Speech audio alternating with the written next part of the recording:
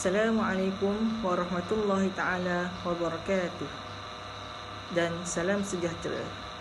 Moga anda semua sihat sentiasa. Alhamdulillahirrabbilalamin. Wassalatu wassalamu ala ashrafil anbiya'i wal mursalin Sayyidina Muhammad wa ala alihi wa sahbihi ajma'in. Pada hari ini saya akan berucap mengenai rasuah. Rasuah merupakan gejala yang sinonim dengan masyarakat kita pada hari ini dan menjadi sebuah mulut media massa. Media massa selalu menyiarkan pelbagai kes rasuah yang melibatkan pegawai berprofil tinggi. Sebagai bukti isu ini semakin berleluasa, bak cendawan tumbuh selepas hujan.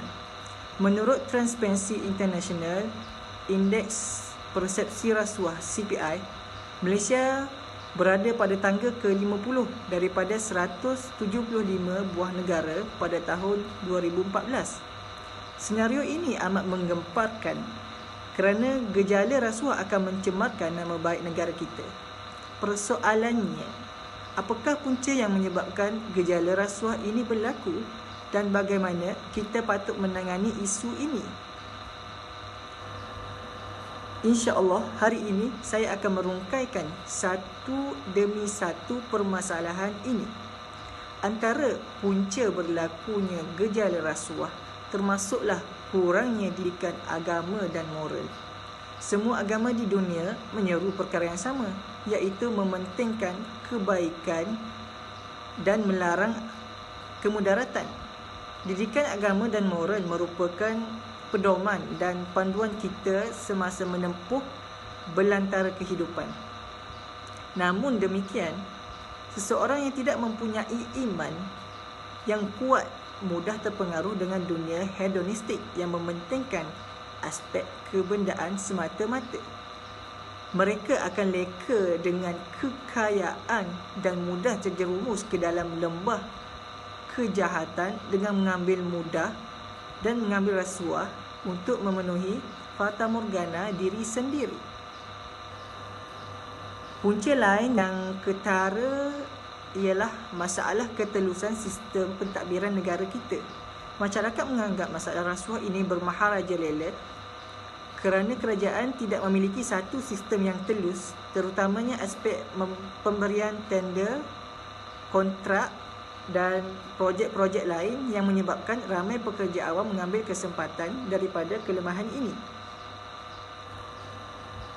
Untuk mengaut keuntungan dengan memberikan rasuah, lagipun ketiadaan sistem pemantauan yang berkesan dan efektif yang hanya melepaskan batuk di tangga menyebabkan ramai pekerja awam dalam masyarakat yang terangsang untuk melakukan jenayah ini.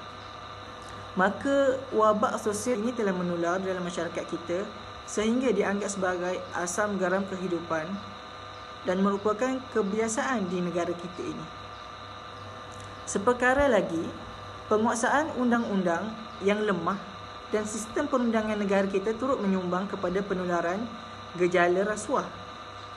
Dalam tindakan mahkamah yang menjatuhkan hukuman ringan kepada pesalah-pesalah rasuah berbanding dengan jumlah rasuah yang diambil oleh mereka telah menimbulkan pandangan negatif terhadap keupayaan sistem kehakiman negara kita untuk menangani dalam isu ini. Hukuman ringan dikatakan menjadi motivasi kepada pihak tertentu untuk mengambil risiko melakukan rasuah kerana sedar bahawa mereka masih mampu menikmati hasil rasuah yang diambil setelah keluar dari penjara. Terdapat juga anggapan rakyat bahawa masih ada pihak tertentu mengambil rasuah tetapi tidak dibawa ke muka pengadilan. Hal ini telah mengikiskan kepercayaan dan keyakinan rakyat terhadap keikhlasan kerajaan untuk menangani isu ini. Untuk menangani isu rasuah dari angka umbi, ibu bapa perlulah barisan pendidik memainkan peranan yang signifikan dalam menyemai nilai murni pada sanubari anak. Sejak usia muda, anak-anak perlu dididik tentang keburukan mengambil rasuah kerana bak kata pepatah, meluntur buluh biarlah dari rebungnya. Ibu bapa perlulah menjadi entiti misali dan teladan baik dengan bersikap jujur dan menjauhi amalan rasuah. Hal ini menyebabkan ibu bapa yang melakukan jenayah rasuah dan cuba menasihati anak-anak mereka untuk menjauhi gejala tersebut ibarat ketam yang mengajar anaknya berjalan, dan nasihat mereka akan bagi mencurah air ke daun keladi. Di sekolah, pengajaran pendidikan agama dan moral perlu diberikan penekanan. Barisan pendidik bolehlah berkongsi maklumat terkini tentang gejala rasuah dengan anak murid sebagai iktibar dan pengajaran supaya tidak melakukan jenayah rasuah dalam kehidupan mereka. Pihak kerajaan boleh membuktikan kesungguhan mereka dalam menangani kemelut sosial ini dengan menguatkuasakan undang-undang negara kita. Sistem kehakiman negara kita perlulah diperketatkan dan pesalah-pesalah rasuah mestilah ditahan, didakwa, dihukum tanpa mengira kedudukan mereka. Hukuman tegas perlu dijatuhkan pada pesalah-pesalah rasuah sebagaimana amaran kepada mereka agar tidak melakukan jenayah tersebut, kerana bab kata pepatah, harimau ditakuti disebabkan giginya. Di samping itu, media massa turut memainkan peranan viral. Perlu memainkan peranan yang vital dalam menimbulkan kesedaran dalam lapisan masyarakat tentang keburukan dan implikasi mengambil rasuah. Pihak kerajaan seharusnya melancarkan kempen iklan yang efektif dengan menggunakan media massa secara holistik, iaitu akhbar hingga ke internet, untuk memastikan setiap lapisan masyarakat didedahkan kepada kempen tersebut.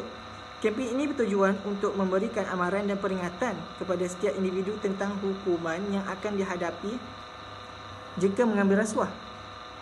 Justeru, masyarakat akan berfikir dua kali sebelum bertindak dan menerima rasuah, dan senario ini pasti akan mengurangkan kes rasuah dengan signifikan. Kesimpulannya, rasuah merupakan wabak sosial yang mestilah dibanteras hingga ke akar umbi. Semua pihak, tidak kira pangkat atau harta, seharusnya mengembelang tenaga dan berganding usaha untuk mengatasi gejala rasuah di negara kita. Jika setiap individu memainkan peranan yang baik dengan mengelakkan diri daripada mengambil rasuah, pastilah masalah ini dapat ditangani, kerana bab kata pepatah, jika ada kemahuan, di situ ada jalan. Sebagaimana dalam ayat Al-Quran, laqad kana lakum fi rasulillahi uswatun hasanah liman kana yarjullaha wal yawmal akhir wa dzakarallaha katsira. Telah ada pada diri Rasulullah SAW contoh tauladan yang baik, di mana kita perlu ikut contoh tauladan yang baik dan mengikuti ajaran-ajaran Islam dan tolak dengan kemurkaan oleh masyarakat dan kemurkaan Allah Subhanahu wa taala. Sekian, Assalamualaikum warahmatullahi wabarakatuh.